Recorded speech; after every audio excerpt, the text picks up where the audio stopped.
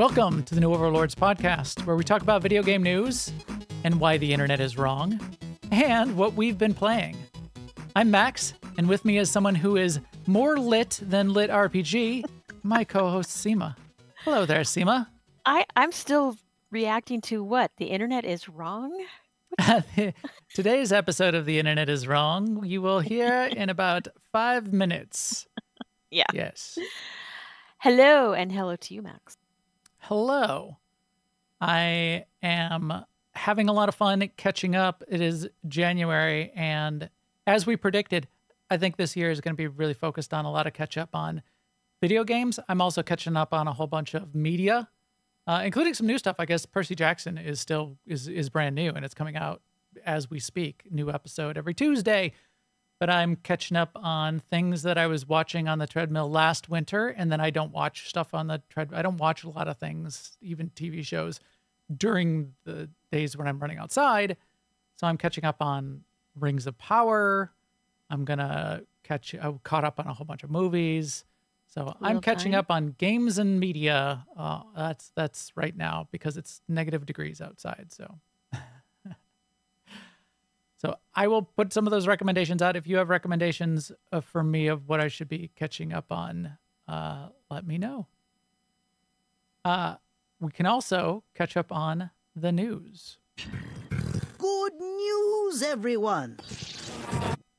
I've been looking at Pal World because it's coming out on Friday, for one. And for two, a lot of the early access playthrough is now available. So you can watch people play it. In fact, in extended sessions of them play it. And it's a survival game, basically. It's a build survival. Think very close to Ark, except in a colorful, cartoony world. And instead of dinosaurs that want to slit your throat, there's fuzzy, funny Pokemon. It's Pokemon. It's basically a takeoff on Pokemon, a tribute to Pokemon, you might say. I think a lot of people are wondering even if it's legal, but it's because it's so obviously Pokemon. But it's just, cute animal-shaped animal creatures that aren't named Pikachu, but I do have funny names like that. So, and are you saying it's survival because of the crafting and all that stuff, or is there an element of danger? There is an element of crafting, building. I don't know how survivally it is. You do have to make your way in the world. You do have to defend yourself from some bigger creatures that are trying to kill you or knock you out, as the case may be. And you do like building and crafting to achieve that part of it. That part of a survival building game exists. I don't know if there's like food and you have to like make sure you eat. I see a lot of references in these pictures. That took like Pokemon, yeah. Yeah. And other games. Looks Cult of the Lamb. Very, very, very Pokemon-ish. There's creatures. There's Pokemon creatures that look exactly like. Here's a Mew. But right. a lot of like the crafting, building kind of open world sandboxy survival game, and they call it a survival game. Multiplayer open world survival and crafting game. The idea of taming up a bunch of the little cute animals to fight for you and as mounts, that looks pretty fun, and it looks like it's coming together pretty well. In the preview, it looked interesting. Fighting big bosses that are colorful and fun looking, that also looked interesting. In their initial marketing materials, it only said 4-person multiplayer. There is talk of private servers with up to 32 players being able to join a server. We don't know exactly what that means. We were debating it before the show. We're going to have to check it out and see. I don't know if that means 32 people can join, but only 4 people can play at a time, or 32 people can be on at a time, but you can only have 4 people in a clan or a little group, or what that means. So I don't know why they said 4-person multiplayer is the key thing they call out, and then 32-player servers. I don't know what that means. But if it's bigger, I'm going to try it. I'm sure I'm going to give it a shot just because I like to see the implementation of all these like little survival games if it's able to be a bunch of people, if it's able to be 32 people in any reasonable amount of parallelness, I will potentially set up a server for us to try it out for anybody that wants to give it a shot. So yeah, we'll see. That one's coming out. Also coming out this week is Prince of Persia: Lost Crown. So that's launching actually tomorrow, Thursday. We talked about that. That's when I played at PAX West. It's a platformer. I don't expect to be playing a bunch of this, but if you do like that side-scrolling platformer kind of thing, and in fact, Hollow Knight, I think they even compared it to. It's a Prince of Persia side-scroller, 2.5D. So it's kind of like 2D, but there's a little bit of depth. You can like go back and forth as you're doing the side-scrolling, sort of like 2D side-scrolling. And you can be there. You can get to levels that you can't do, and you have to backtrack and go down other trees and get new powers and come back later. Yeah, so a little bit of roguelike in that way. It's very good. It's very well done. The jumping, the navigation, the combat feels very good. It's as hard as I think there's difficulty levels, but it's not easy. You gotta you're like fighting while you're jumping and platforming, and you gotta like hit the thing and then jump away and then dodge and roll and duck and cover and dodge, duck, dip, dive and dodge. So it's good, but really solid animation, really smooth gameplay. They have obviously done a good job. I think people that like this kind of game, I think it's going to do really well from that perspective. That was cool. Also, I saw this show up in the news, which relates to something that we had sort of talked about and debated a few weeks ago.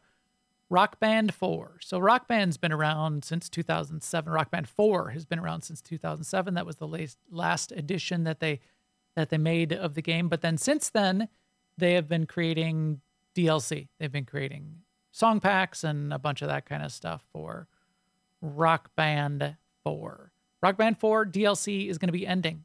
They're stopping it. They are going to stop building it, partially because Harmonix, who's the developer that made Rock Band, was acquired by the Fortnite, by Epic as part of the Fortnite team, and is going to, it sounds like, as we expected, potentially be rolled into what Fortnite is doing with their implementation of Rock Band. I forgot. They've got it's like Fortnite Bandstand, something, blah, blah, blah. They've got their thing that they're developing.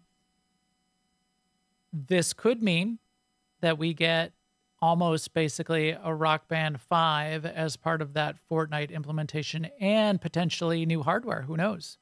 That all then get rolled into that expanding Fortnite universe of games and basically of maybe there'll be a Fortnite Pandora's box. Maybe. And in this week's episode of The Internet is Wrong, this quote came up. So the quote that got thrown around in every social network and taken out of context and taken off the deep end was, an Ubisoft exec says gamers need to get comfortable not owning their games. Just that part. That's what kept getting quoted and retweeted, and then everyone replied to that basically with their pithy remarks. They're so clever. Well, then Ubisoft needs to get comfortable with me not buying their games anymore. Blah, blah, blah, blah. Okay. That is not what was said. So this was Philippe Tremblay, who's the director of subscriptions at Ubisoft, in a business interview explaining in detail with a lot of context and nuance what's going on with like the idea of subscription business and cloud gaming and that kind of thing. And he was basically saying subscriptions and cloud business, that kind of thing won't really take off until gamers get comfortable not owning their games. So it was not gamers need to get comfortable, not a command. It was subscriptions won't take off until gamers get comfortable not owning their games, for one. It's like what's happened in every other media. Like yes. when you Exactly. we as consumers had to get comfortable with streaming our music instead of buying CDs Exactly. And before that became big business. in my head, when I was debating these internet troglodytes who were having their bad hot takes, that's one of the things I said exactly in my head to them. Is how much of your other media do you own? Do you have licensed hard copies of every TV show you watch? Do you own all of your music? Some people will of course say, well, yes, of course I do. Yeah, and I realized I was like a really early adopter of like, yeah, I don't have to store CDs anymore. Great. I got rid of them.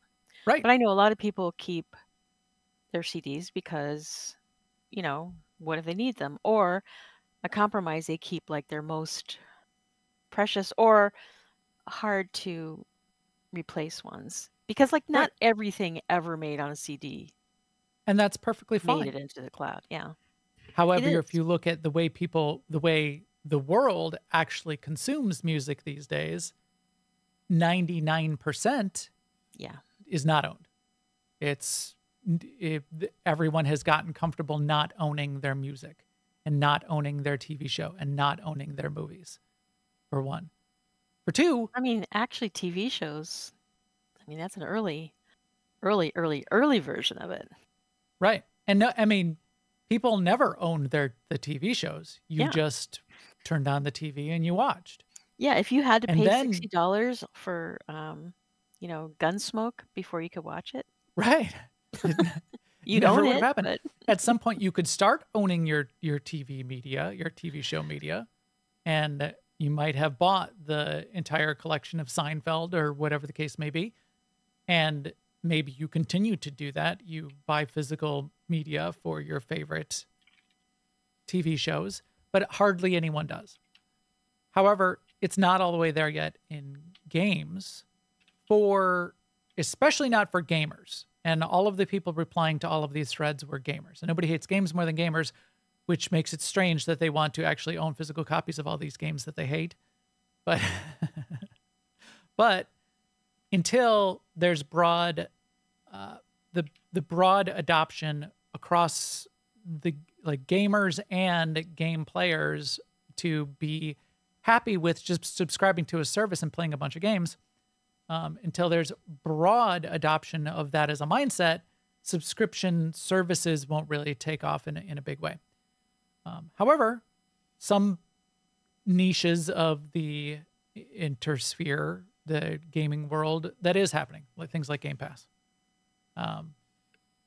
The rest of what the interview said, again, more of the context from, did I say his name was Philippe? Yes, from Philippe was, and having multiple of these models where people can own games if they want to, but then have subscription services for where they want to subscribe and play a bunch of games, but not have to pay $70 for a copy of a game just to try it out or to play it for a little while. Having multiple of those models as go-to-market channels is also a good thing. So I don't know how anybody could disagree with Philippe, but of course the internet comes at it of Ubisoft is terrible, and I'm not even gonna. Someone is trying to take something away from me. Right. I object. Right, and I'm not even going to read the entire sentence. It's not even like the entire headline. I'm going to read the half of the headline that some other troll sent to me so I would engage and click, and I'm going to respond to that as if that's the truth, because that's what the internet does. Might be the definition of humankind.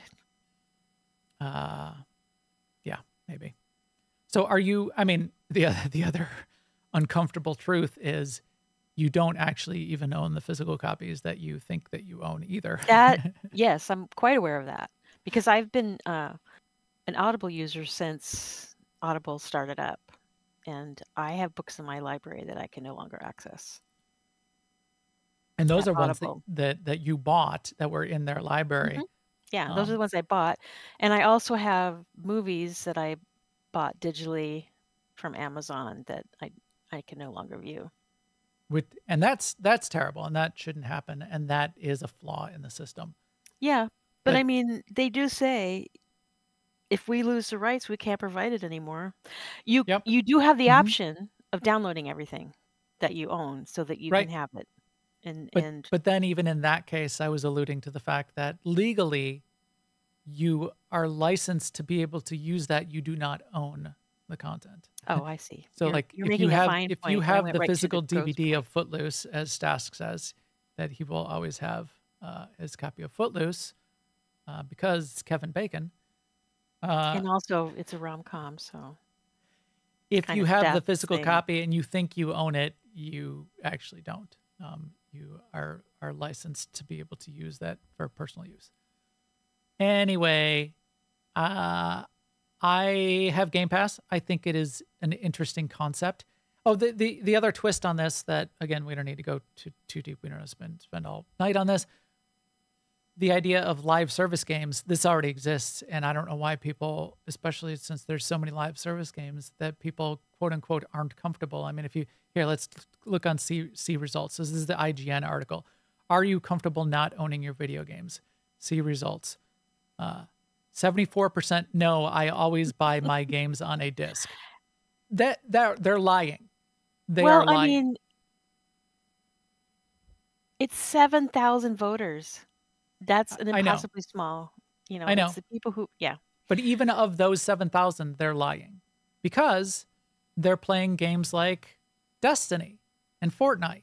And you didn't buy any of those on a physical disc, for one. And for two, physical disc means nothing. They're live service games. Right. So you do not always, no, I always buy my games on a disc. Did you buy So- Candy Crush on a disc? I don't think you did. Right. But I guess I would argue that they would think, of course, you don't mean mobile games. And I do Of think course, I don't people- mean the 90% of games I play where I don't have the physical disc.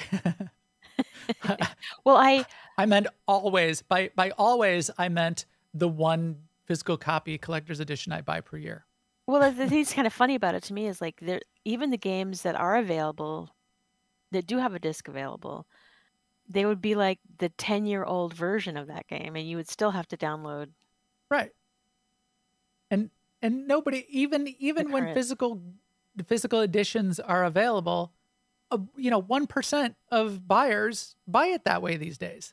Steam. Look at your Steam library. You telling me you have a physical copy of everything in your Steam library? No, you don't. Do these people not buy anything on Steam? Well, see, I mean, I kind of blame IGN too, because like they have comments in here like Remedy Entertainment was heavily criticized for releasing Alan Wake 2. I mean, was it though? Like, what is Right. heavily? They're implying that like most people were critical of that, when a few people were probably critical of it, and they just were heavily critical. Right.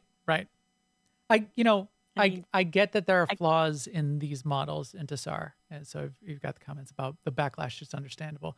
The reality is, though people think that they want physical copies, everybody's buying games they buy all their games on Steam these days. They buy internet codes and they download. Yeah. Nobody's buying physical copies of anything anymore, even of games. So I mean, Intisars makes a interesting point. He's saying that there's all kinds of problems with streaming media too, with like ads and Yep. more ads than they used to, and poor quality and all that stuff. But the protection against that isn't, are you going to buy the CD of everything that's on Disney? Right. Are you?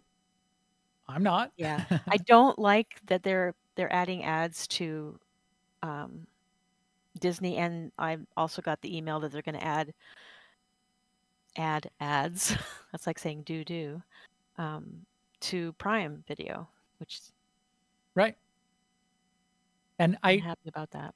And Forster, you're right. Not all gamers are playing on PC, and console players maybe are buying a fair number of physical copies. But even there, most game purchases these days for consoles, for any platform anywhere, are not physical. So this 74% of people, this is the only thing I'm raging against. No, comma, I always buy my games on a disc. 74% of these 7,000 respondents. It's a lie. That's not the case. Okay. But it's wrong. okay, The internet is wrong. But I still blame IGN because IGN that's the wording that IGN put on it. Okay. They could have said, yes, I don't need to buy my games. No, I prefer to buy my games on a disc. They could have. So they couldn't click the yes one because they don't agree with that. And this was the closest one. Maybe. But I wouldn't have voted for either of them if I don't agree with I wouldn't have clicked either button if I don't agree with either of them. It is still the internet, and they did want to make a point. What do you like to eat better? Hydrochloric acid or 70% are still running Windows 98, so they can't download it. They have to have it. I know. They're all submariners and they need physical copies. Or beat your wife or whatever that one was. Right. Right. Yeah. I would not answer then because you've lied. Okay. All right. So this episode of The Internet is Wrong was brought to you by... I guess I just got to say it again. IGN is a willing participant in this whole thing. Yes, as were all of the trolls that were putting the half of the... I mean, at least IGN's headline is the whole quote. Yeah. So I'll give them credit for that. For subscriptions to take off. Ubisoft exec says gamers need to get comfortable not owning games for subscriptions to take off. That's the complete headline. Now, the bigger bad actors, because it's fun to have hot takes and get engagement and get clicks, were the people that were just posting Ubisoft exec says gamers need to get comfortable not owning their games, period. And that's very wrong. Misleading. Right. Okay. This podcast, all of its rage, is brought to you by all of you out there listening. I hope you are getting your money's worth. Thanks, everyone, for listening and subscribing to audio, video, or both. Big thanks to the chat room here during the live recording as well. A great source of inspiration and amusement and debate, which I appreciate. I welcome that debate. I will say it's wrong when it is, but I welcome that lively debate. You can get the links to all the ways to join us, and you can jump in our Discord to continue to debate and tell me why I am completely wrong. And you can get all of that at newoverlords.com. Newoverlords.com/Discord is the way to get right to the Discord join link if you'd like.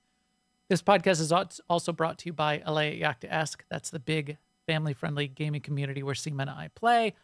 All our MMO guilds live there. If we do Pal World, we'll base it out of the Nomads channel where sort of like all the side games are at. There's big sections for all the major MMOs, especially Star Wars The Old Republic. We are on Starforge and Shay Vizsla these days. Stask is in the chat room. He's somewhat leading our charge on Shay Vizsla, and a bunch of people have characters there to get sort of that fresh start feel for Star Wars The Old Republic. You can get to all of that, including the Discord links for Star Wars The Old Republic to ask for a guild invite on any of those servers, either of the factions, all at aie-guild.org. That's aie-guild.org. Excellent. Now, how about RPGs, Sema? I used to be an adventurer like you. Then I took an arrow in the knee. I used to be an adventurer like you. Then I took an arrow in the knee. I used to be an adventurer like you. Then I took an arrow in the knee. Tale as old as time, Sema. Tale as old as time. Role-playing games. We all used to be adventurers until we took arrows in the knee. Right. I think Beowulf used to fight Grendel until he took an arrow in the knee. I thought you were going to say, I think Beowulf said it best. Beowulf said it best when he said, I used to be an adventurer like you. Except he said it in oldie English or whatever. Right. Where the letters, the F's were S's, and ye, I used to be ye old adventurer. Yes, so we're going to talk today about RPGs. We're going to debate the definition of RPG just a little bit. We're also going to talk about something you may or may not be familiar with, LitRPG. and Right. we're going to talk about the crossover between them and some of the things we can take and learn from in Lit RPG and have in our RPG games. And I think that's going to be sort of like the fun side of it. How does this connect to the RPG games that we like and know and play today? So for people that aren't familiar with Lit RPG, now the definitions of anything can sort of be broad, but the most common definition, and let's just say my definition of Lit RPG, and I'll bring up the Wikipedia article. You can look at it there as well. But it's a literary genre. It's books. It's written books, novels that tell the story of someone inside a video game, and in my definition, needs to include the RPG elements of like stats and leveling up and playing the game. But there's definitely stat talk in almost all of the top Lit RPG out there. There's stat talk to the point where you might have a physical character sheet that's printed in the book, or in, and this is where it can get annoying, in the audiobooks, the narrator needs to read off the stat sheet, and we'll read all of the stats. It's like an episode of Max doing stat talk. Now, I personally really don't mind that, of course. Surprise, surprise. It can be disturbing when you're consuming a book via like Audible or something. Yeah, it can get long and it can get a lot. And the genre has evolved, and some of the most recent editions and series that are done well still have the stat talk, but it will be at like major, it'll only be done, say like 5 times throughout the novel, and not every 5 minutes in an audiobook, where it gets really, really annoying. When did this start? The formal coining of the phrase Lit RPG, there's some debates around the origin. It's somewhere around 2013 to 2015. There was a few different authors that were sort of doing this at this time. There were Russian authors that were doing it around 2013 or something like it. And then there's an author named Aileron Kong who was doing it around first book around 2015, and that's Chaos Eats the Land. I found it interesting on the Wikipedia page, and this is a side we won't get into too much detail on it, but there's some definite Progenitors, let's say. and there's conflict between the people fighting over who is the origin, and is Aileron Kong really the father of Lit RPG, and to the point where, and I was reading some of the discussion behind the editing of the Wikipedia page, Aileron Kong, who, if you do broad internet searches or you look on Goodreads, will sort of be called out as the father of at least English Lit RPG, not even mentioned on the Lit RPG Wikipedia page. And that's because some of the Russian editors, I think, are not happy with Aileron Kong for a few different reasons. He's also positioned himself, his brand, very heavily into kind of like owning Lit RPG, which he certainly doesn't. That's Aileron Kong. LitRPG.com is him, and he will position himself as the be-all, end-all of Lit RPG. And I believe he's trying to get a trademark on Lit RPG, which is also upsetting a whole bunch of people. Anyway, so there's a little bit of drama behind the scenes there on who and where this started, but it has, and it's really taken off. And I find it fascinating if you look on Audible, for example, for best of the best sci-fi, Hugo Award winner, Nebula Award winner, you look at like number of ratings, number of 5-star ratings, and it'll be like 4,000 5-star ratings. And then you look at just XYZ random Lit RPG book, and it'll have like 50,000 5-star ratings. This is popular stuff because, and I've consumed a lot of it. It's like popcorn. It is popcorn for the mind. It's brain candy. It's very easy to consume. You don't have to think very hard. It really, for me, it really goes well with I'm grinding in an RPG or a survival game. to be listening to someone. It's almost like I likened it to watching someone play a game on Twitch. The reason people like to watch people play on Twitch is because there's a story being told. There's an adventure being had. LitRPG does that in a really interesting way. I mean, you're not seeing it happen, but being able to listen along and have an engaging story that's really light. You don't have to pay attention to it. If you miss something, you're not going to miss some heady concept. I think there's one way that it's very different from watching a streamer is that it's a solitary activity, which that's what you want sometimes. Right. But like Twitch is way more social because a lot of people partake of the chat room and yeah. Now, I mean, the streamer could be you can liken that person to the person who's reading the book or the person who wrote the book, but now a lot of people though consume Twitch as a solitary experience too. Just have it up on a second screen and like listen to it in the background. And but I still think there's an interaction. That is a reason Twitch, I think, is big and popular and a definite hook into Twitch. You're right. Now, if you think about other media where going into the video game, that's gone back for decades, or I think for like 50 years. That's been happening in different novels and stories, and from everything even more modern stuff like Snow Crash, Neil Stephenson, and Ready Player One, and even The Matrix has been sort of described as lit RPG in some ways. I don't subscribe to that. That those are lit RPG. If you have a novel where somebody like gets sucked into a video game like Tron, and then an adventure happens, I don't call that lit RPG. I call that computer game based literature or a computer based story element. But the lit RPG, I think, has to have there's a game being played and there's levels and skills and abilities and crafting and that kind of stuff. There has to be stat talk. Yeah, your character progresses. Yeah.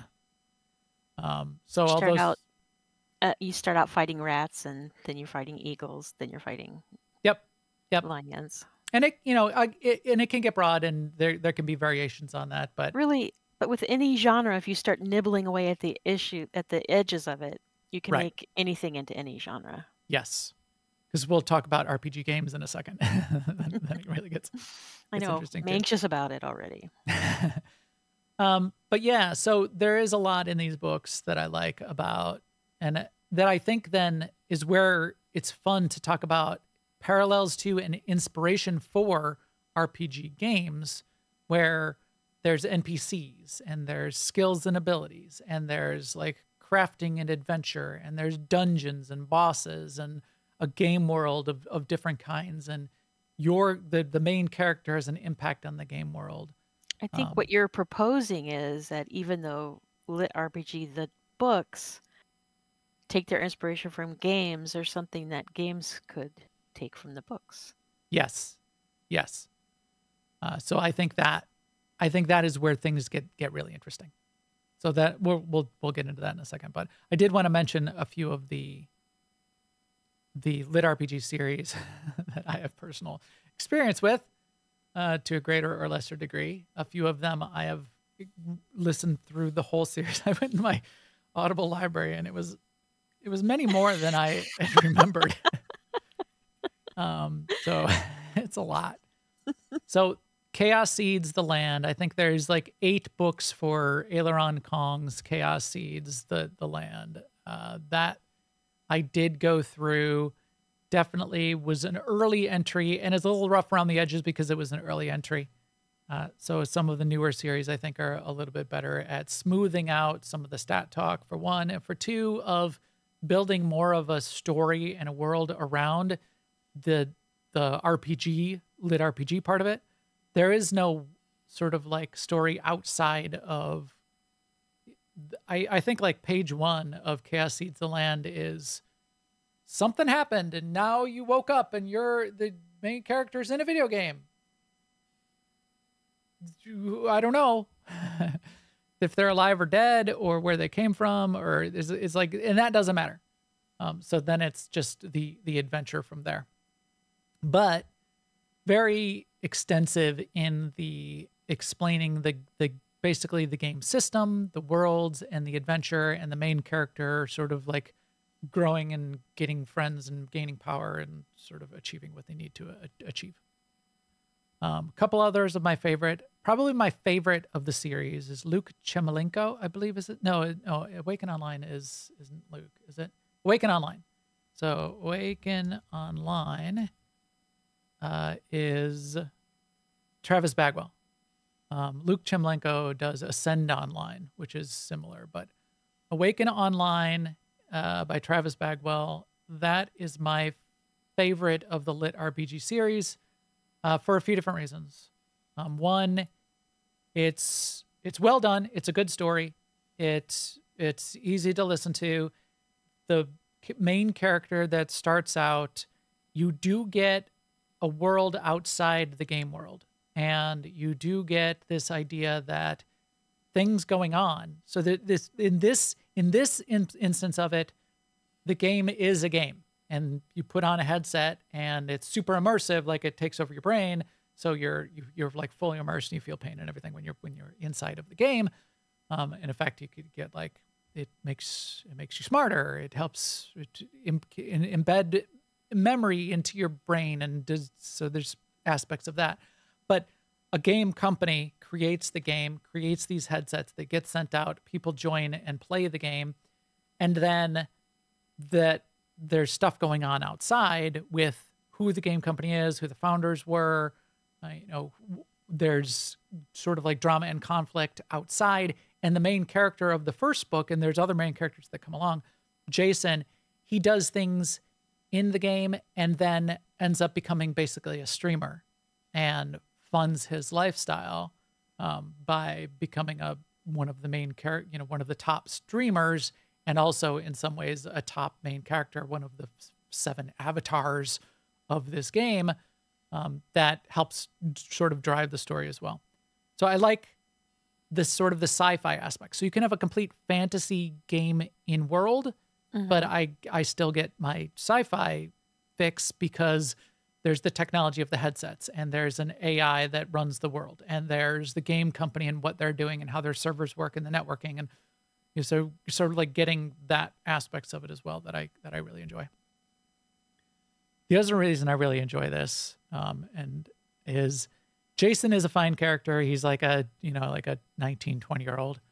But then as the series continues, new characters, like some of Jason's friends, they'll get like a spin-off novel. So Travis did a couple of what he calls side quests. Riley is his girlfriend, so she's another 20-year-old girl. There's a side book about like basically her going off and coming into her own with her own powers and that kind of thing. Further down in his series, now that we're getting to Happy was a good one. Is it Hellion? Dominion? One of the books, he introduces a character called Finn, and then Finn gets a whole side story. Finn was one of the co-founders of the company. He was in a bad car accident, and maybe something nefarious was associated with that. But Finn is like a 60-year-old retired guy. So it's not just me being an old man. It's not just kids playing games. So Finn, to me, was a really interesting character.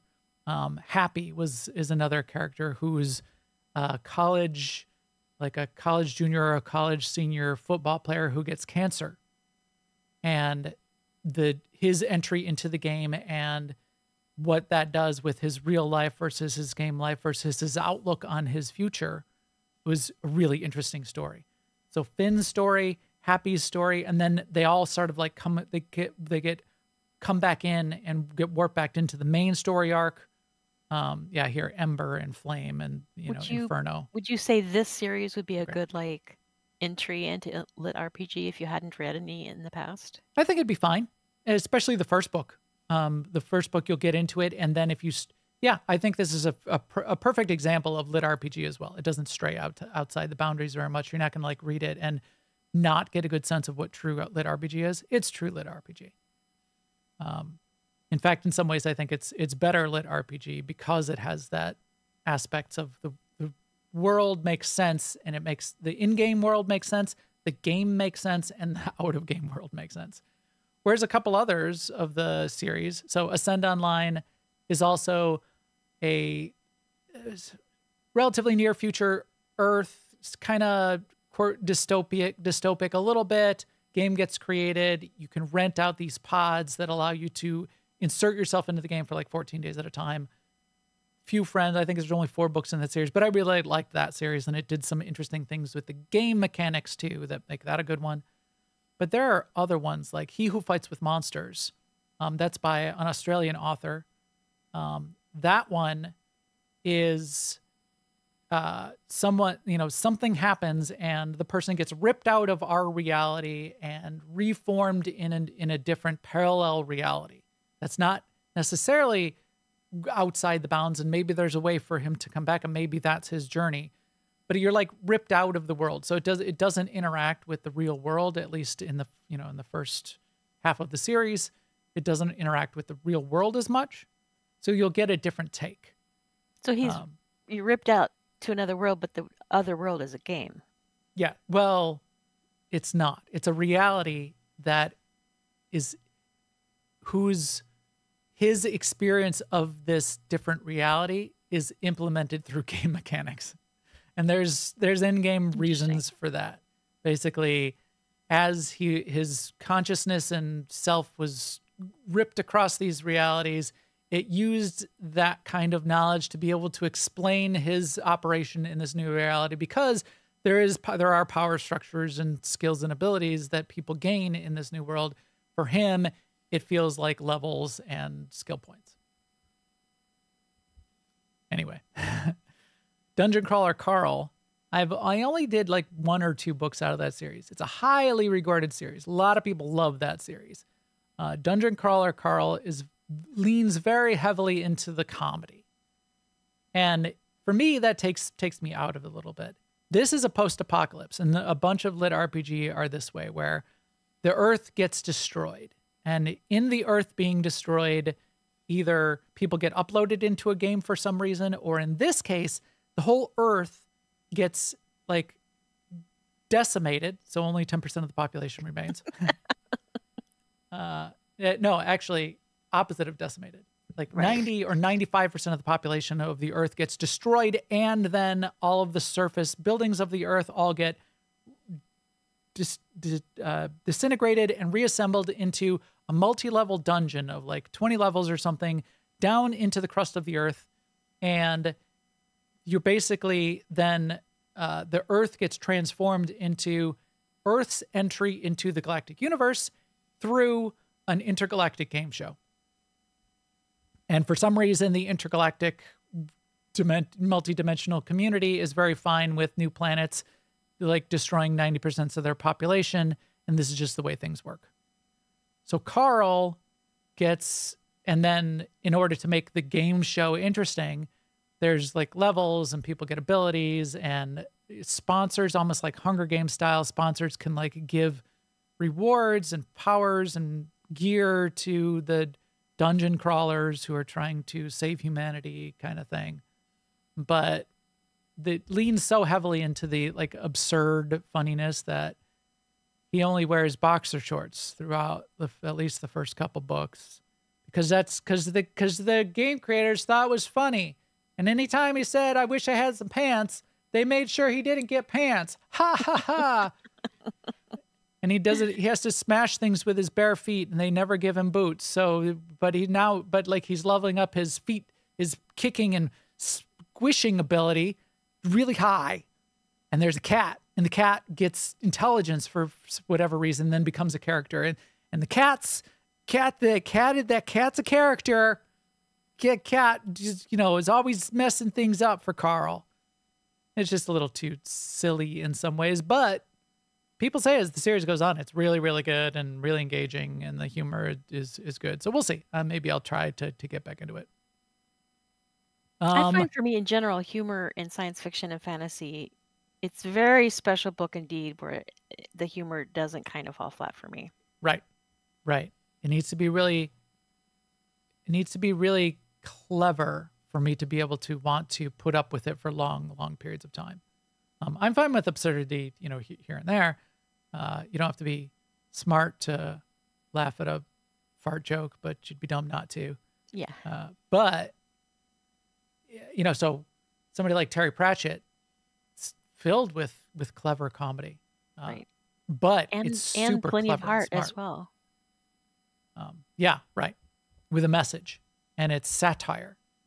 Whereas opposed to just, fart joke after fart joke and for hours in my ears in an audiobook.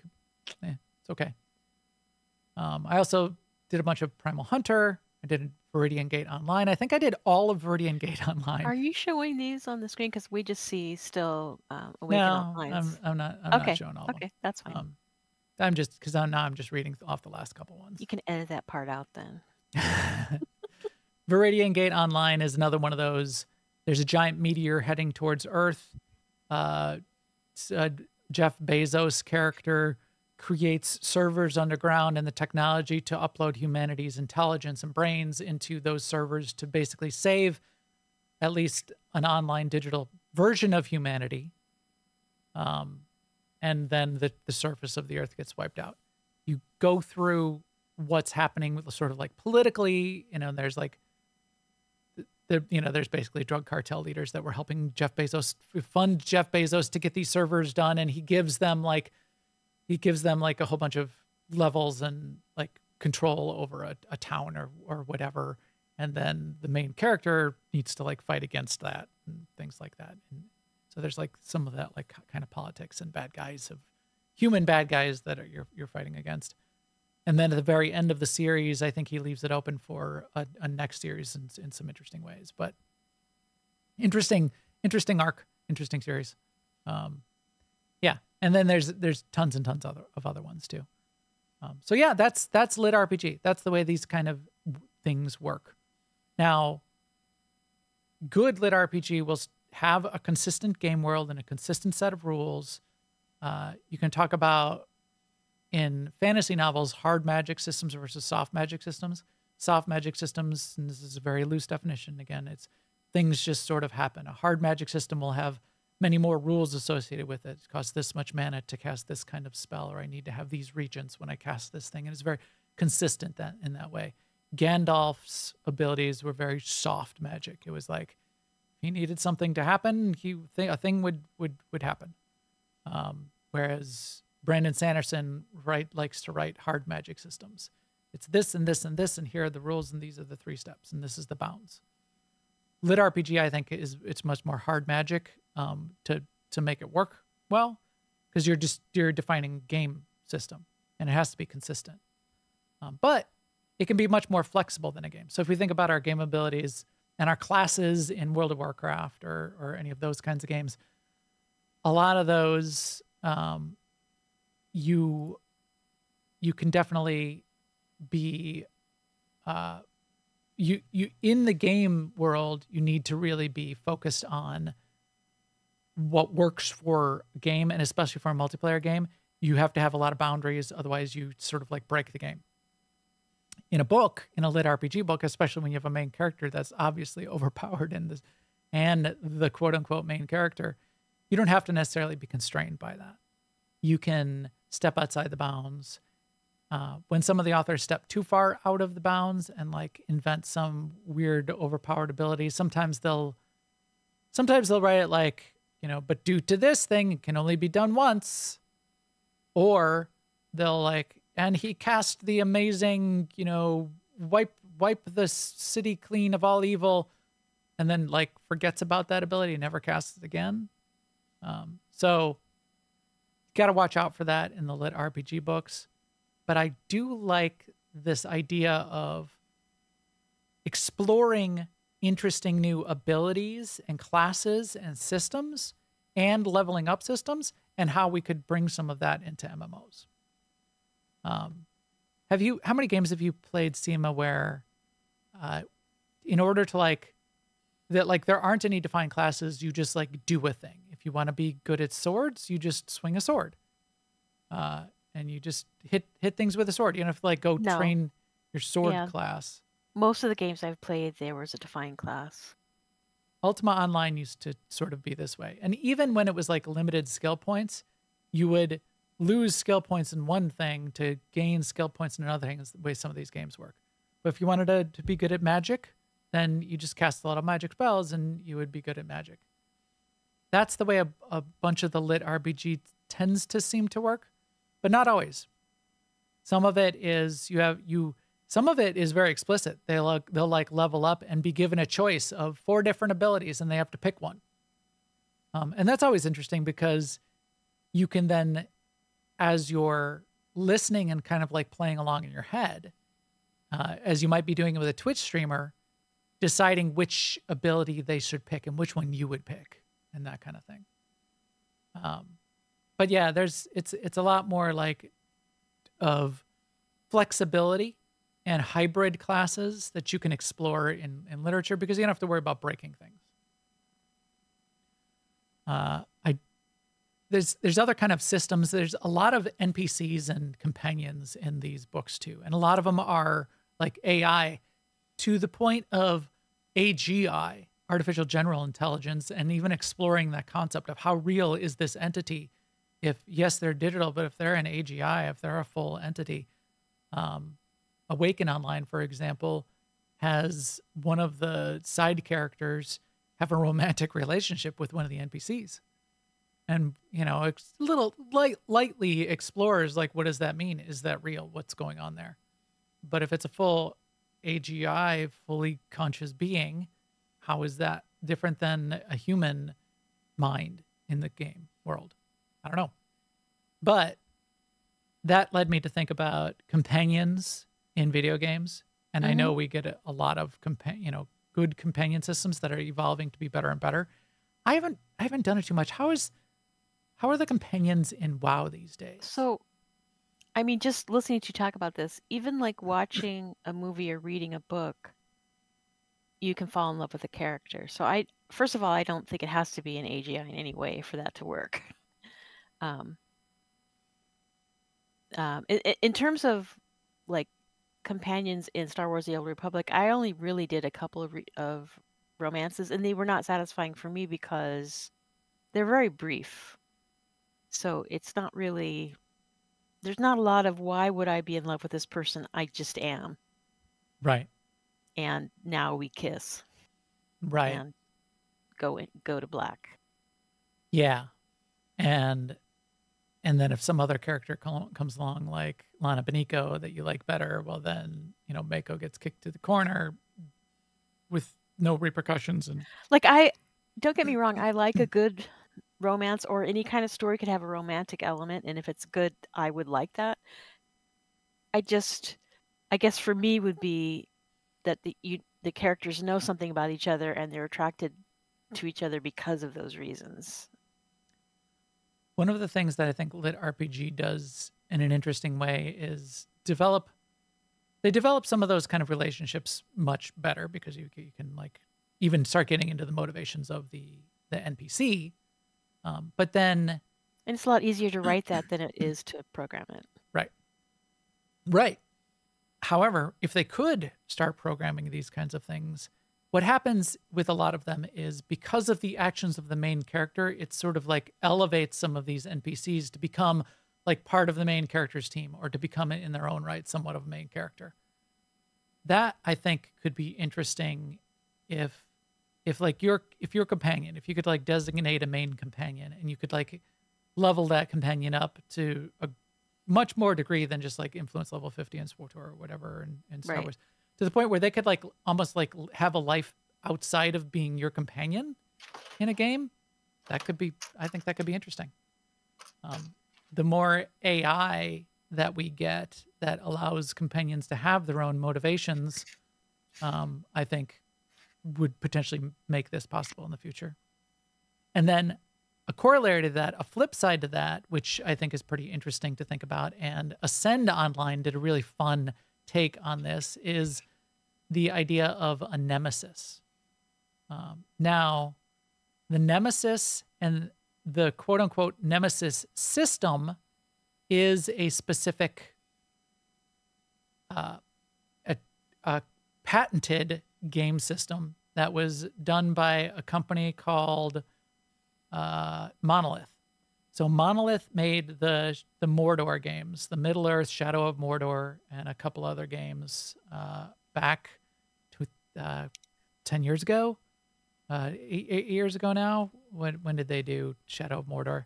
To 2007?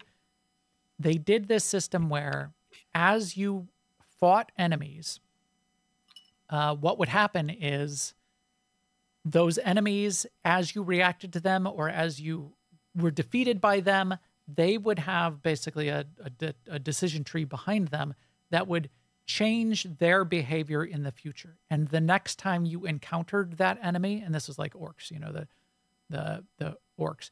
Next time you encountered that orc, he would reference your last encounter, like, oh, back for more, I defeated you last time. And then also behind the scenes, there were hierarchies of orcs. And if you like lost in a battle to an orc, that orc may then have been like promoted within the orc hierarchy. Nice. So, and he would become he would like get maybe more minions. There was cheat death abilities where you might defeat an orc, but all you did was temporarily defeat him, and now comes back stronger. So that Nemesis system, it's done really well in Ascend Online. It's a creature in that it's a cat of some kind. I just want to point out here too that Ascend Online and Awaken Online are two completely different series. In Yes. case you're listening and not tracking that difference, I get them confused all the time. Ascend Online is only 4 books, I think, in the series. Awaken Online has like 15, and has those spin-off side books with the side characters, and I think they're called side quests, and that much more well developed. So Ascend Online, I really liked though the Nemesis concept, and I would like to see it in more games. That's probably worth, just as the romance discussion is probably worth its whole own separate episode. The Nemesis discussion is potentially worth its whole episode. Here, I'm like, whose video is this? There's a 22-minute video explaining the Nemesis system by a guy whose YouTube channel is Game Maker's Toolkit, which really gets into like how it works, how it happened, and why nobody else is doing this, because Monolith patented it and everybody's afraid of getting sued and that kind of thing, which is a shame that nobody's even coming close, because it's such an interesting concept. But yeah, so I would love to see that in more RPGs as well. Another fun concept I found in these LitRPG books is there's a lot of like quality of life stuff that they just sort of do and gloss over. One in particular is most of them have unlimited storage, basically. They get like a dimensional storage bag, or some of them have a little bit of limited storage and they have to like deal with that. But most of it, it's like maybe like the main character, but none of the other characters or humans even got it, but they got a special ring or a special dimensional storage or a special bag of holding, and they get unlimited storage. So then we'd like take that out. We don't have to deal with that. We don't have to write like the chapter where they have to like go back and they have to sort things into boxes, and we're going to spend time sorting into boxes today, which is what I do in game worlds over and over and over again constantly. Maybe we could all take lessons from these LitRPG books and get unlimited storage. What do you think of that, Sema? Well, I think it's weird that somewhere along the way they decided that hearing stats read to you ad nauseum is interesting, but the inventory, struggling with inventory is not. And I mean, you wouldn't have to go through yes, but they're right, it isn't. Because I go through it in games, and I mean, I get why they do it on an intellectual level. I get why they do it, but I don't enjoy the time I spend doing that. Yeah. If I'm a pack rat in most games, and as a result, but this is part of the content too. I spend time like leveling up my storage capabilities and building more storage. Yes, I right. spent a And lot if of you time in didn't Arc have doing that that. as a game loop, that the game would be poorer for it. But Right. It would have less, I mean, quote unquote content. But and I am too also a pack rat, but not so much because I want to keep this stuff. It's more of like I don't want to deal with it right now. And so I put it off to the future. And then when I have all this inventory staring at me, then I start to go, well, what do I need and what do I don't need? And right. that's where the pack rat part comes in. Where like, oh, maybe you'll want this one day. Now, one of the things that allows the game world to do is for them to be storing just like tons and tons of materials, for example. Mm-hmm. Crafting is a big part of a lot of these lit RPG books. And the crafting systems that get written for the books are typically much more extensive than any crafting system in any MMO, which I find really interesting.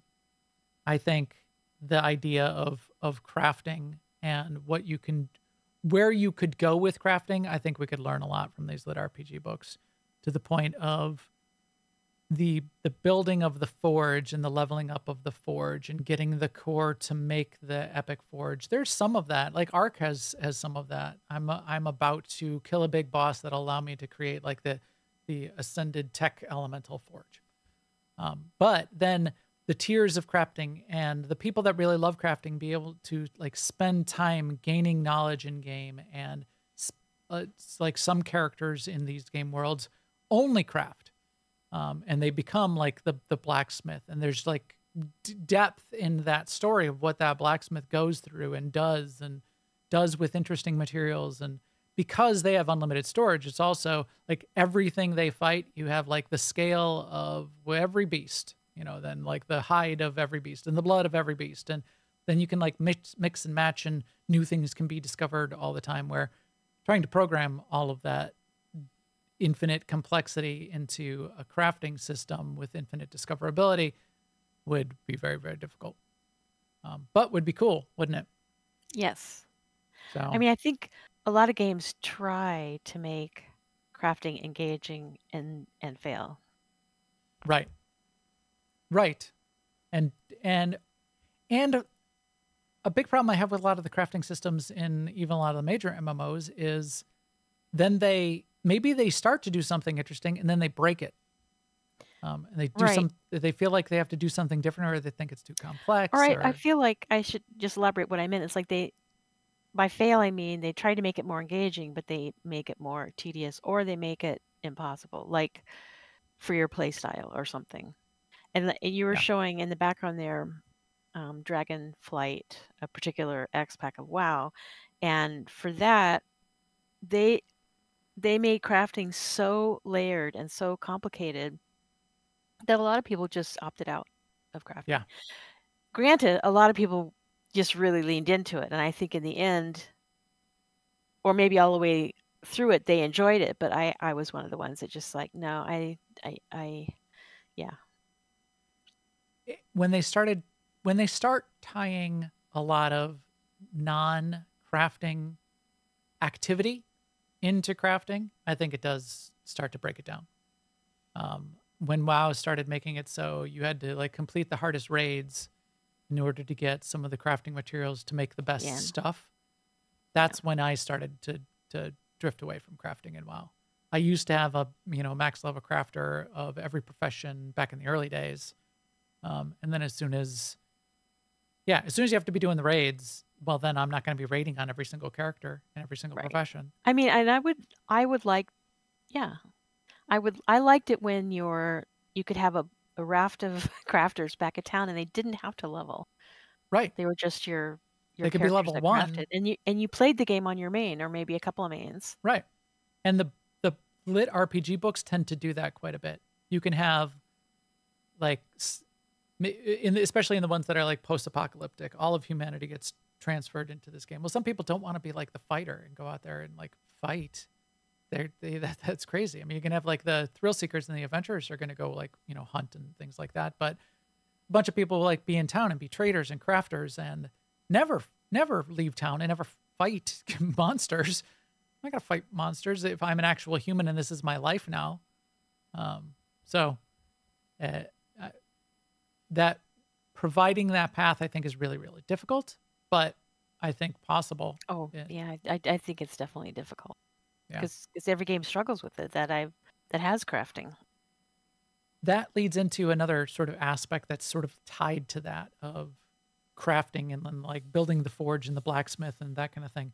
A lot of the lit RPG books have the idea of building as well. And maybe not only building a house or a village or a town, but a city or a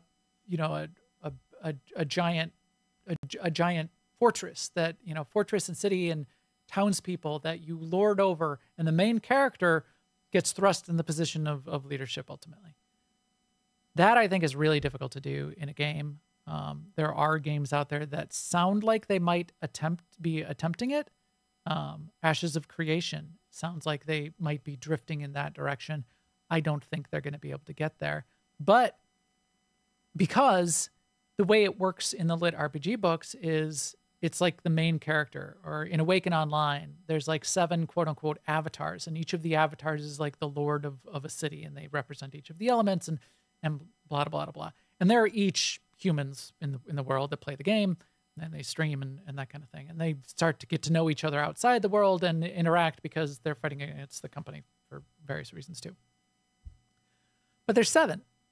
There's only 7 that are city lords, and everyone else is just like a regular player character and can't fight against these avatar city lords. And that's, I don't want to play the game where there are, the most awesome thing you can do in like the control of a city and city building and management and building a town, that 5 people out of the 100,000 that play the game get to do that. Right. New World in its beta worked this way. There was 12 main zones, and there was 1 city lord of each of the zones. So, and they controlled like building, and they could grant building rights or control of some of the building rights to some of the people in their guild. Okay, well, that's something I will never be able to do. A whole big part of the game that I love, that I will never be able to do in New World. Great. So that's, right. 20% of the content. Minus. That's Yeah. nothing. Ashes of Creation sounded like they were potentially trending in this direction where you can get like an estate and like with a farm on it and building and houses, but they were gonna, they were saying things like, but it's gonna be really, really hard, and you're gonna have to have a bunch of people helping you out, and so if it's like if 1% of the players are the only players that get to do that content, or you have to like no life it to be able to do that content, well, that's no fun. And I think that will fail in the same way that people loved Star Wars Galaxies, but didn't like that nobody got to be a Jedi. There was 20 people got to be Jedi in the game, and nobody else got to be a Jedi. It's like, it's okay, but if you play a Star Wars game, wouldn't you want to be a Jedi? Ashes of Creation also alluded to the idea of like 10 players in the world might also be able to get these awesome, be the only players in the world that have like the flying mount, like 10 of them, because they were like the city lords or whatever. Well, again, that would suck. I will never have that. I will never be that. So then is this not the game for me, where there's a whole bunch of content that I'm guaranteed to never be able to do? That's kind of disheartening. So we'll see where they go with that. New World definitely stepped back from it. You need to be able to provide access to at least vast majorities of your player base to be able to participate in the bulk of the game. Otherwise, I would argue that it's not a good design. It makes it really hard, though, when you want to do big things like, control a city or control a town. Because how do you do that, but have a mess where there have 100,000 New York cities in your game? I don't know. So maybe you can't have where you're controlling a city, but you can still build your outpost in your village, which a lot of the building survival games do, but then it's smaller player counts per server.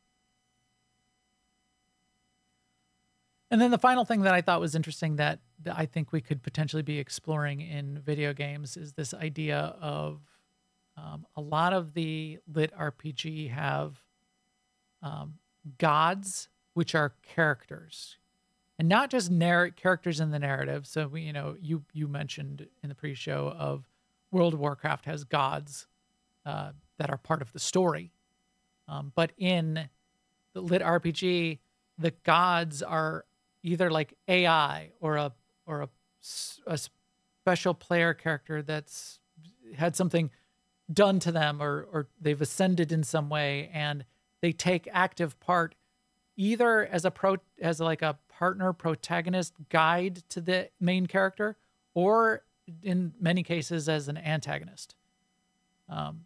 And because a lot of the LitRPG is told from perspective of a sandbox, it's not a linear story from the main character's perspective, at least. Having the gods be able to make macro changes to either systems or the environment, or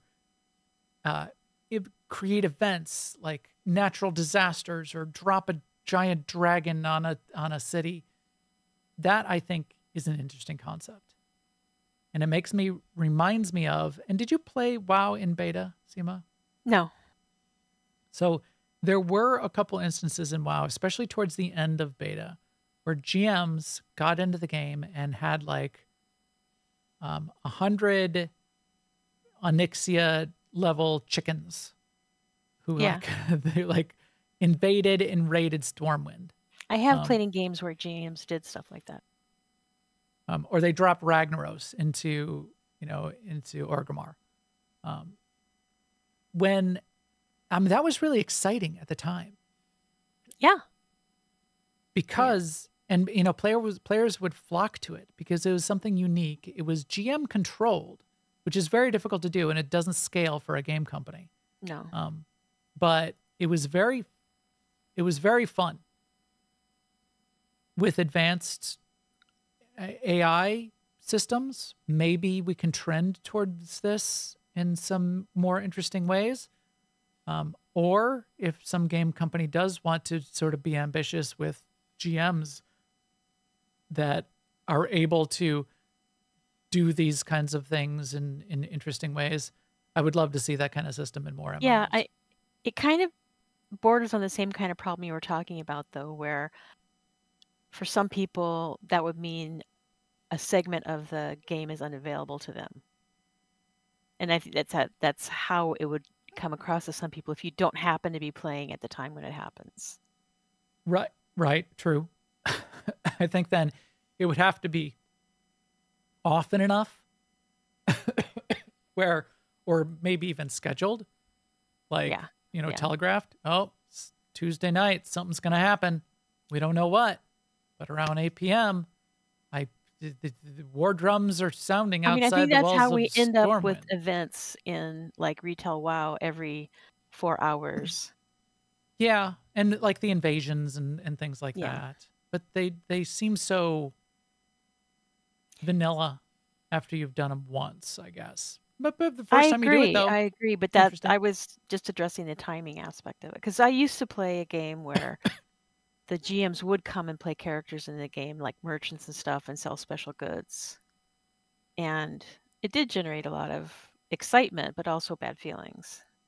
And I'm not saying don't do it, bow to every bad feeling out there. But yeah, it's something to be dealt with. Right.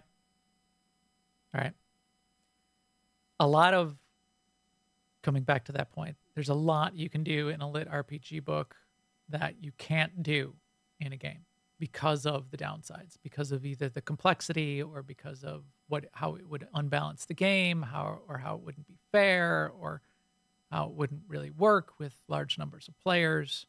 There's a lot you can do. But I love thinking about it, and I love the inspiration.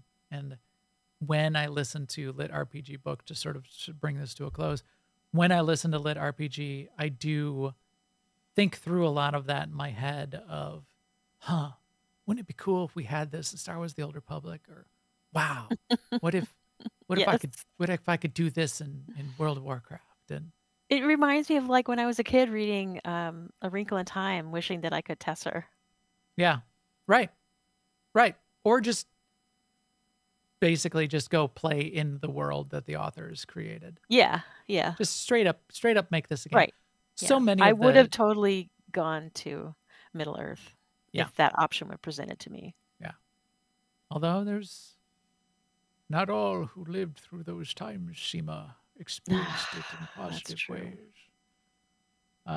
But yeah, so many of the games that are described in these lit RPG are also light years advanced from any game that we're playing right now in terms of the technology. You know, so you think of like full immersion. You don't even feel your human body anymore. You only feel your character's body, and you feel toned. He's almost always toned down, but you feel versions of pain feedback, and you walk around, and you're actually physically walking. I do wonder how that would work from a game perspective if a game actually worked that way, because in VR, when you have to like physically walk long distances, that's kind of boring. And that's why you have things like teleport and portals and things like that in VR games.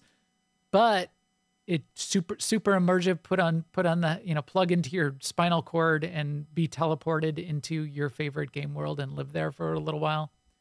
That sounds. Yeah, like I have something mixed I'd feelings like to about that try. because like some of those feelings you can get in just a regular game, like that vertigo feeling. Yeah. That Standing it's up very someplace real high and and you looking over feel the it in edge. your body. Yeah.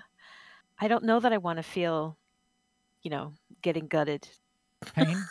Yeah. Getting stabbed. Right. Yeah. The raptor coming and clawing your intestines out. Yeah, maybe My maybe- skin being maybe not. burned by a fireball. Right. maybe I don't want to. A couple of them play with that, and like early in the game system, the pain thresholds were like too high, and they had to like tone it back because people were getting traumatized. And one of the lit RPG played with the fact of player characters being able to inflict pain on other player characters to the point of what constitutes torture, and then they had to have like bannable offenses and game rules and the AI watching out for it and all that kind of stuff. They play with those kinds of concepts a little bit too. So they do go through some of the downsides and how this kind of thing could happen and could work. It's fun to explore that as well.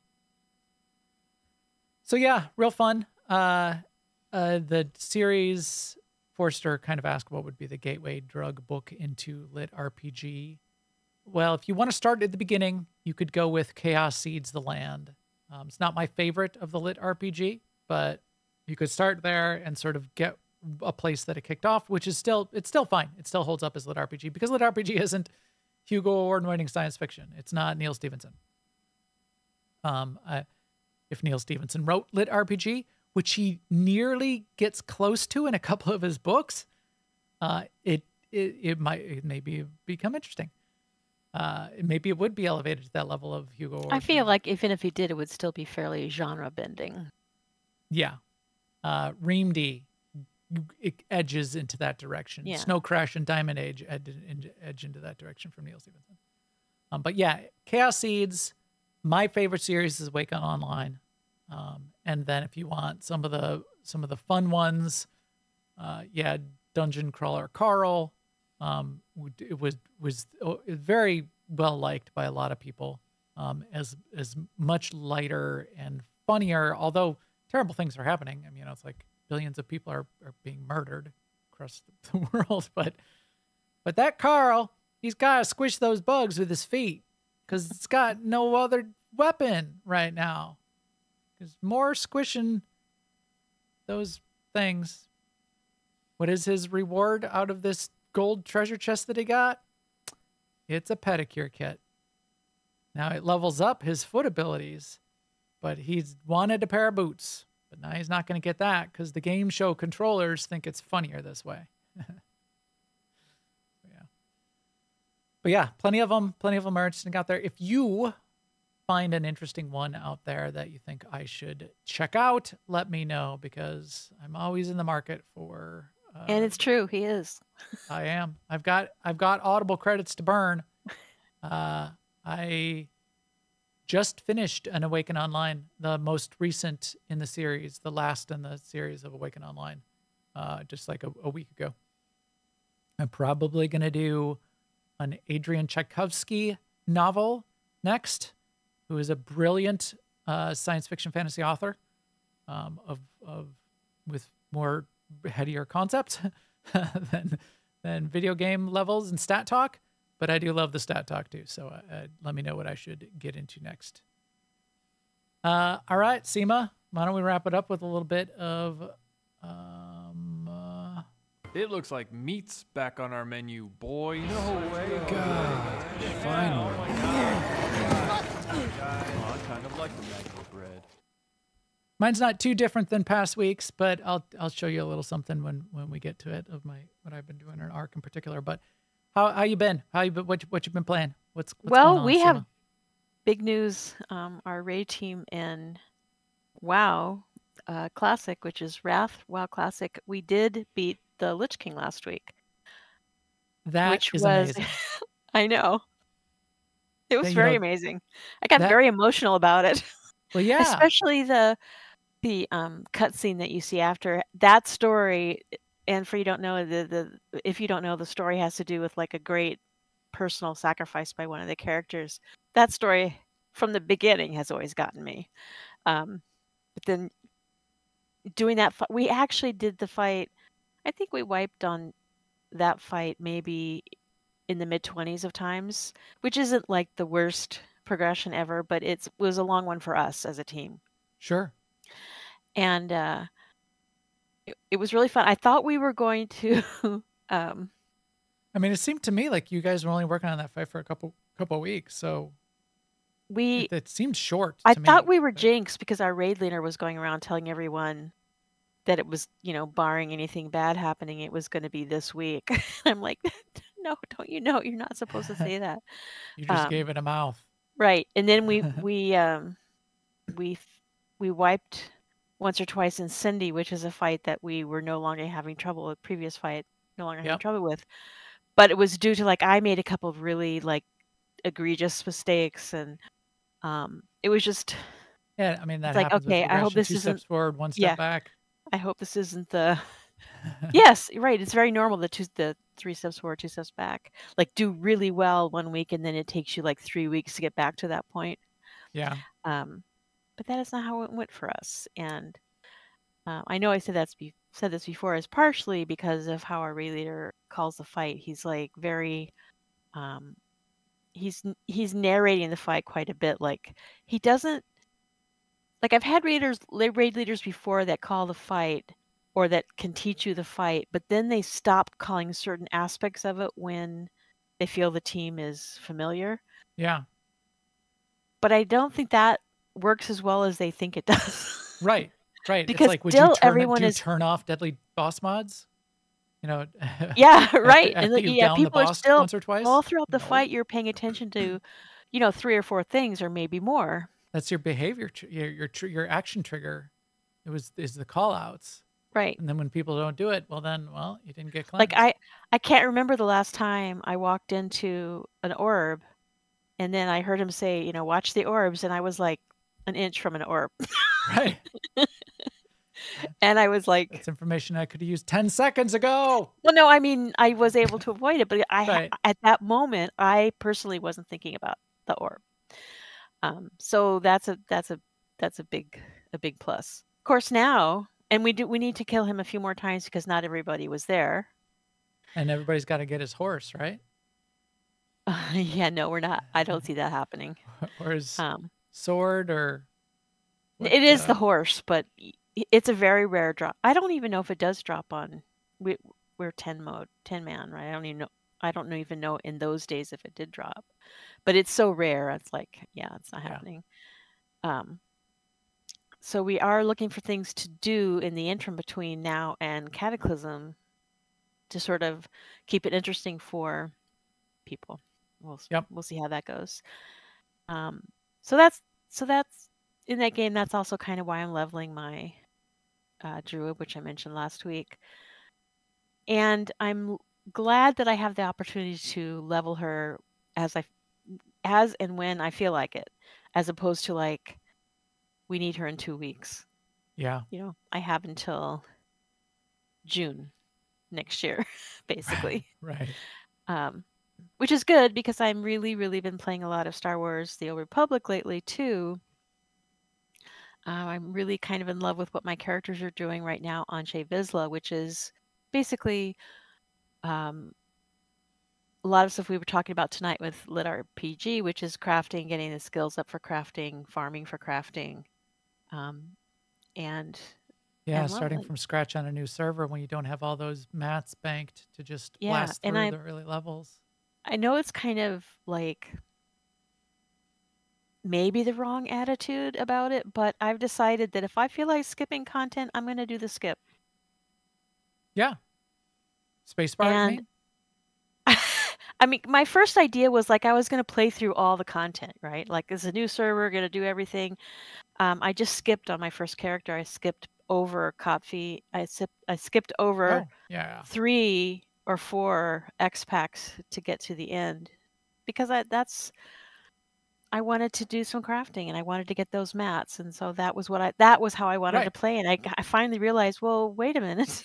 You could go back and play those chapters later too. It's not I like can go back they're inaccessible. or I could do them on a different character, or it's not like I've never done them. I have done them. So Mhm. it just kind of hit me this week that it's like I can. Hey, I'm the boss of me. Right. I can play this the way I want to, and there's not a You lot can't of tell me regret. what to do, game. I can't go like the idea that the game makes decisions for you when you do a skip has always kind of scared me, but then I realized it's fine. It's fine. It's And fine. It's fine. because you play light side Republic, it's most of those decisions line up with what you would have done anyway. Well, I thought one of the things I thought too is if I'm going to skip, especially Coffee and Kotet, I have to think about which companions I'm willing to lose. Sure. And then I thought, no, I don't. Right. Actually, just go for it. am I If bringing I out decide I whichever can't live character? without Gus Tano or something, I mean, or Gus, whatever Gus, the failed Jedi guy, the Gus Tuno, yeah. comedic break guy, then I can go get him back from the terminal. Right. Right. What about like Torian? If you lose Torian, can you get Torian back from the terminal? Well, I don't know. I don't. Not after he gets killed in the story after Coffee and Kotet. Yeah, probably Because he not. gets killed after. So you have to choose between Vet and Torian. But I didn't like that anyway, so I guess the game chose for me in this case. I don't know. I mean, I did it on my Shadow, so she doesn't have Vet or Torian, so I guess I Oh, sidestepped that one. okay. Well, there you go. You don't have to. And I can't do it on my other characters because they're not high enough level. I don't know what the level is. Right. But it might be like 70 or 75 before you can do those particular skips. Yeah. And we are going to do, as a guild, on Friday night. I hope I can make it. I'm not exactly in charge of my own schedule on Friday nights, but we're going to do our first official sort of guild activity on Shea Vizsla, which is going to be Yes. It's And going that to be might be our a recurring thing. yeah, like it's planning to be like a recurring thing, but like every third or fourth Friday. So we have a Friday night event in the guild, and it's just that event is going to be on Shea Vizsla one time a month or so. Like it's usually on Starforge. And I Yeah. kind of like this whole sort of, I think we could be building toward a more server agnostic future for the guild, but we'll see. Yeah. Yeah. They still haven't talked about, or they haven't confirmed that they'll ever necessarily allow server transfers, but that would potentially change things up as well. Because I'm not leveling a character on Shea Vizsla right now, but being able to like bring a character over so I could play once in a while with people there might be interesting. I could level up a character, but I'm way behind on a bunch of stuff. All right. Anything else? No, I mean I've been playing mobile games, but I don't really have more to say about that. They're pretty much the same. It's the time waster games Yeah. or the ritual games. Like I play the New York Times games at night before it's the last thing I do with my day. I get in bed under the covers, put on some music, Got and it. play a few crossword things, and then I go to sleep. That makes sense. I'm either that or people do it in the morning, first thing in the morning, often Yeah, with coffee. yeah, because the new ones become available. The crossword becomes available at like 10 p.m. My time. Really? Oh, 10 p.m. your time. Yeah, but and I don't know if that's like for everybody, if they do like a I thought it rollout was or like if it's midnight. Yeah, that's weird. 10 p.m. your time is 9 p.m. my time. I don't know what. right. And then on like Saturday night, it's like 6 p.m. You can get the Sunday crossword. But all the other little games, the New York Times games like Connections and Wordle and all those, they're still midnight my time. Yeah. Yeah. I mean, I'm almost caught up on I play the archive minis, and I'm almost caught up on those to like when I started playing, so I won't have any more of those to play anymore. Oh, Anyway, sad. yeah, I know. I guess you can You could go back around. You could loop back around and start them yeah, again. except for if you're in the app, they'll be filled out already. But you can go and do it on your computer, I suppose. Delete the app and sorry. Oh yeah, get a new account. right. That might not happen. We'll see. We'll see. But yeah, so I know you've been playing still quite a bit of Ark. I mean, like you said, you Definitely have things to do yet, and of course, yeah, of course. Yeah, a bunch. Well, we did do bunch of our those. raid this week. Yes, and we did it. We were back at R4 last week, getting back into it. I think we're getting real close on the last fight, the Lady Dom fight, which I think will be interesting. We're figuring out we're finally getting like positioning and the mechanics done enough, and a little bit of boost of DPS, so we don't have to worry about some of the extra time is going to help us out. We do need to tighten it up a little bit more because we are still not getting down very much percentage-wise on that fight, but it's one of those fights where once you get the mechanics of the blowing up the shield generators, destroying the attractors, and taking care of the chained knockback, you need to then get that tight and then repeat that a few times. So we're not to the point of repeating it a few times yet. So once we can get that in a repeatable state, then we'll have the boss down, which I think will be really fun for us. And then we can move on to, and we're already doing some of the Nightmare content just to round out our gear. And the gear progression is a fun part of any MMO for me, and LitRPG, getting those new gear pieces. And I've got like all my side pieces and 2 of my main pieces. So I just have to get a handful more of the main pieces and my main weapons up to the new cap, and I will be gold.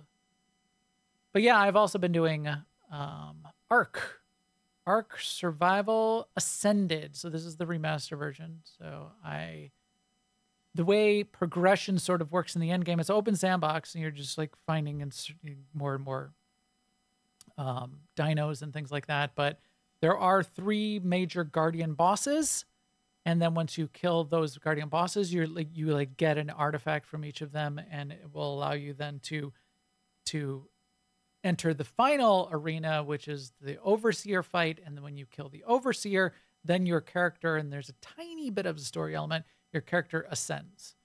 And when you ascend, you sort of like beat that map for the island. It's different in different expansions, and there will be one of the new expansions. There's like 6 or 7 or 8 of them that happened over the years before this remaster happened. They're going to be releasing those maps eventually as well. And our team here in the New Overlords Discord are probably going to do those maps as well. So the next one's going to be the center map. But I keep rebuilding bases. I love the building aspect of these kinds of games. What you're seeing now, if you're looking at the video, is the giant tower that I ended up building to rebuild my main base. It holds all of the really large equipment, and then it has a big slot in the center for the giant tech forge, which after I kill the monkey boss, I will get myself a tech forge. I've got a bunch more farming that's going on. And then outside, I was showing off a bunch of the big dinosaurs, high-level versions of the dinosaurs. And you breed to get their stats, and you got like a 50-50 of the mother and father of each of the dinos to get us each of the stats possible on a baby. So you breed them over and over and over. You get the best stats on a breeding pair, and then you breed up a set of those because you can bring 20 dinos into those big boss fights, like to kill this big monkey boss I'm talking about. So I've been breeding up specific dino types to be able to get a set that I can bring to these boss fights. A couple of our groups, either solo or group, have already killed a handful of the bosses. There's like eight or 10 of us playing on the server.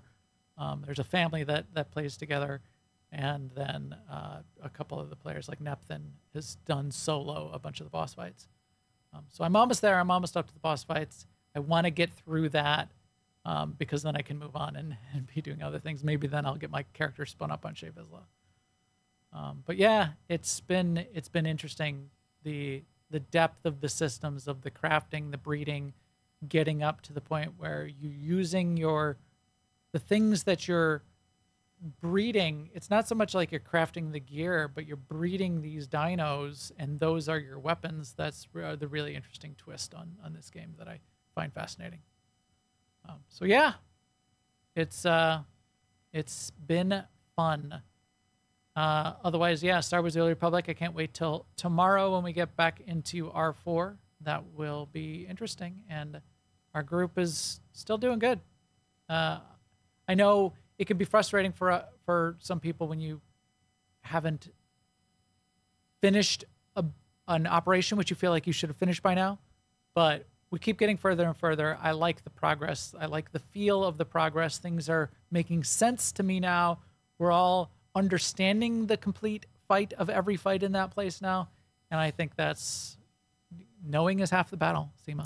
Yes, it is. The other half is maybe even more than half. Red and blue lasers. All right, so I think that is about it. Can't wait for some of the new things. Maybe I'll play some Pal World over the weekend. I will let you know next week, but I think that will be it for now. So everyone, as we like to say, all the feed and subscribe links are on newoverlords.com, and our videos up on YouTube/newoverlords. We would love those likes and subscribes in audio on the audio feeds and all the places. That helps us out. Makes us know that people are still watching and listening. Please come chat with us in our Discord. A lot of fun in there. A lot of ARC talk going on in there. If you want to get into some of the depth and see some of the pictures of things that people are doing, that's in newoverlords.com/Discord. And you can also follow and hear news of when this stuff goes live and when the published versions go out on Twitter, Mastodon, Blue Sky, Threads, Instagram, and Facebook. You can follow me there, usually at Max the Gray or at the New Overlords or at New Overlords. Bunch of different places. Just search either of those two and you'll track me down, and we'll keep you up to date there too. And with that, we'll talk to you soon. Later, everyone.